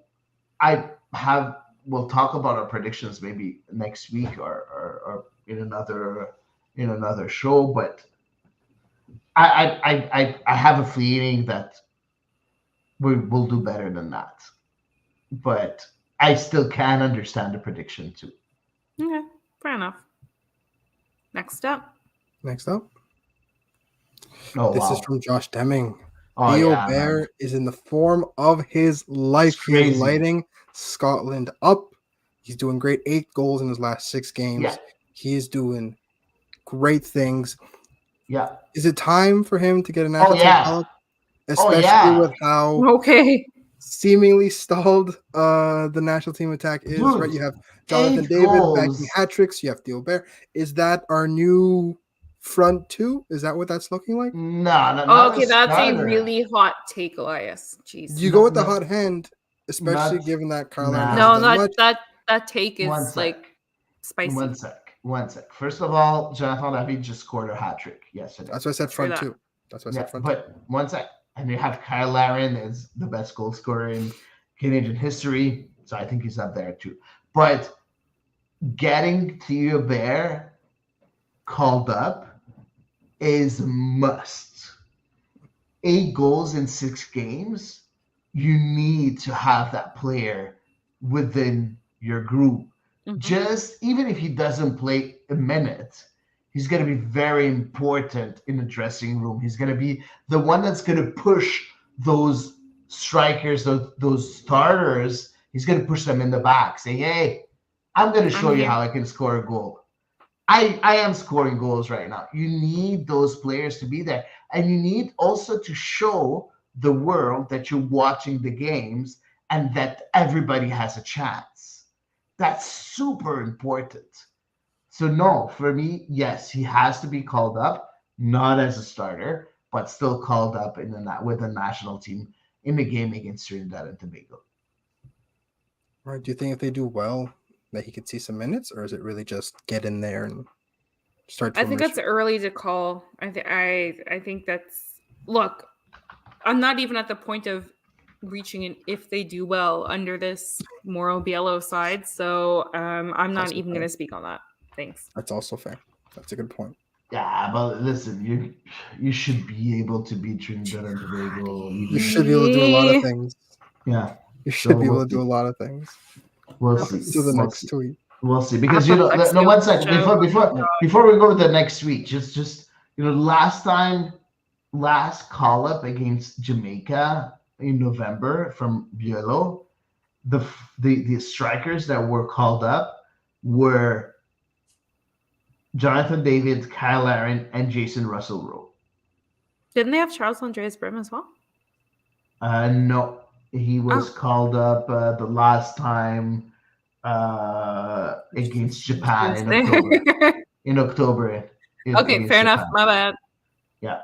So for me, if you're able, for me, of course, you would not call up Jason Russell-Rowe this time around. You would call Theo Bear, who's in the form of his life. As simple as that. Moving on. Alrighty. Moving on. The final tweet, if I'm not mistaken. No, there's a fifth. Second to last tweet, yes.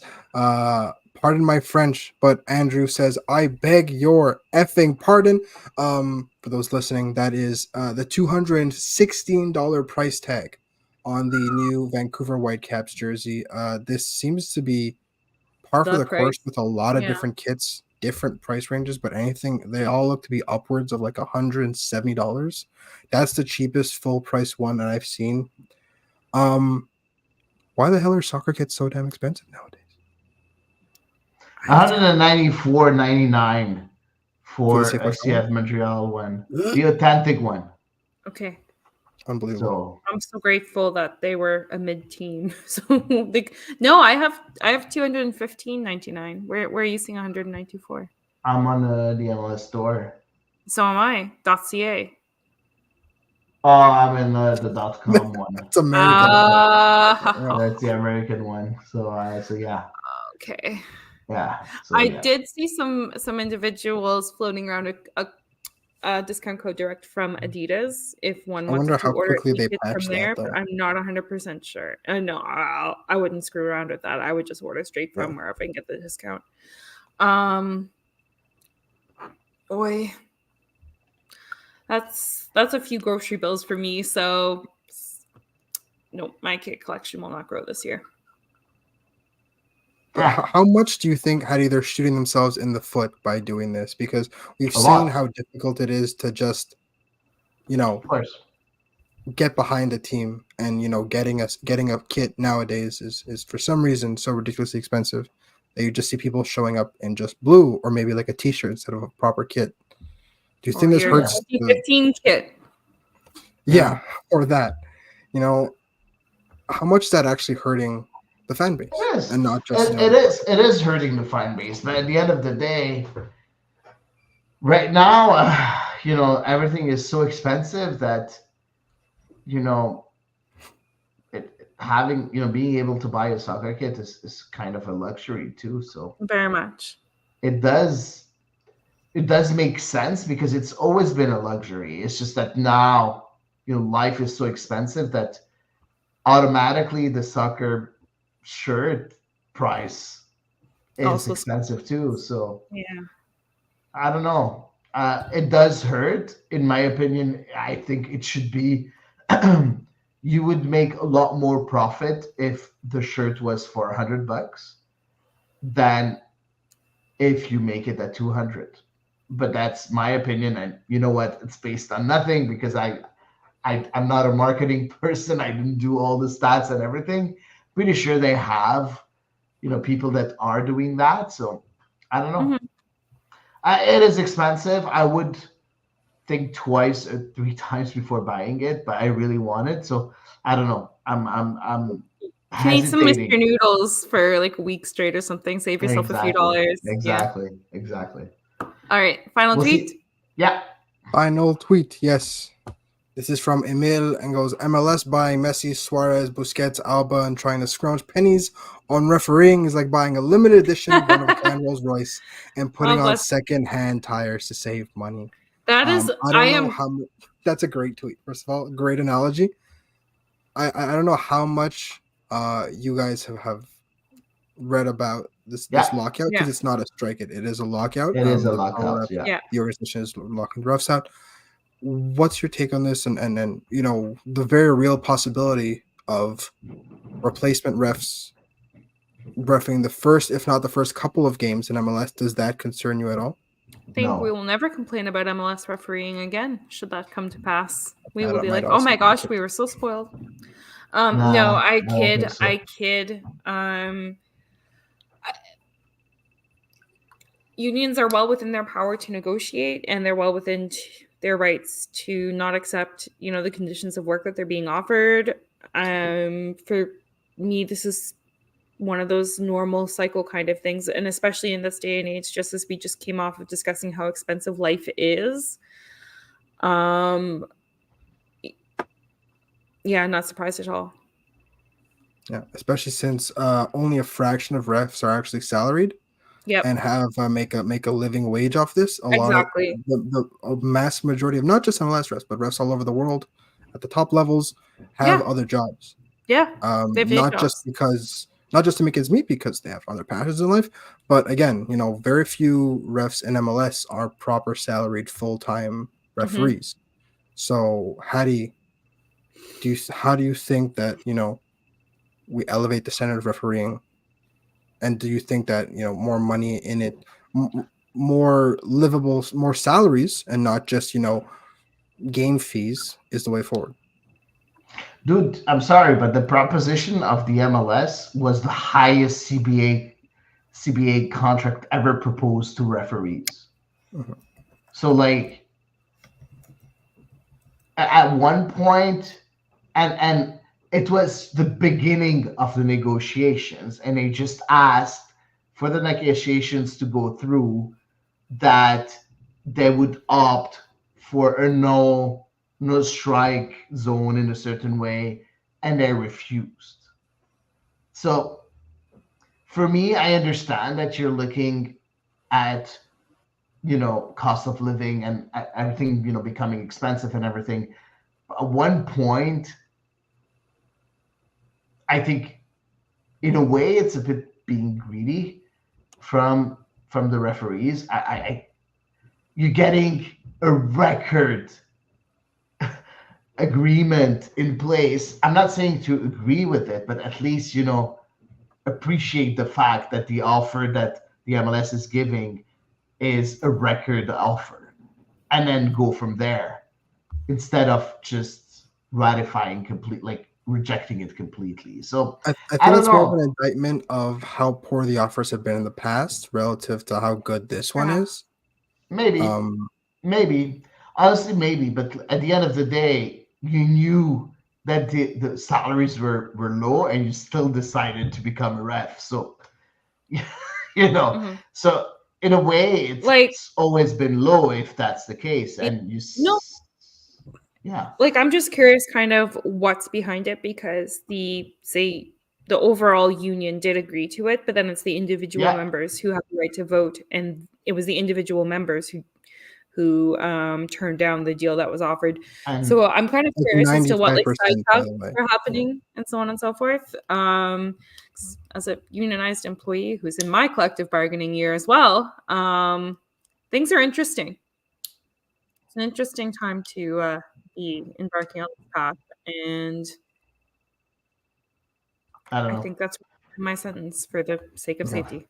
And honestly, I don't really think that we're going to see so much difference between the pro referees and the referees the replacement referees. But that's you'd be surprised. I was talking to my brother about this, and you'd be surprised. We'll see. Just in the minutiae of it, and like he was talking about like broad strokes, most fans won't notice, but like the refs who actually know the craft, they'll notice a lot. Yeah. But he told me that grosso modo, it won't be that big of a difference. It's just the finer points of reffing that'll be quite obvious. Let's wait and see. But we do know that it's a lockout, so let's wait and see what's going to happen. I don't think we're going to see such a big difference, in my opinion. But let's wait and see. Interesting, though. Interesting, I think. Very interesting episode today with a lot to say. Sorry, we went a bit over our usually allocated time. Guys, this is going to be it for tonight for The Ball is Round. But as you guys know, our content is always going to be free. But if you want to help us grow the product, please make sure to join our Patreon page and helping us, invest in the product and growing it as much as possible. That's it for today. We'll see you next week for episode 168 of The Ball is Round.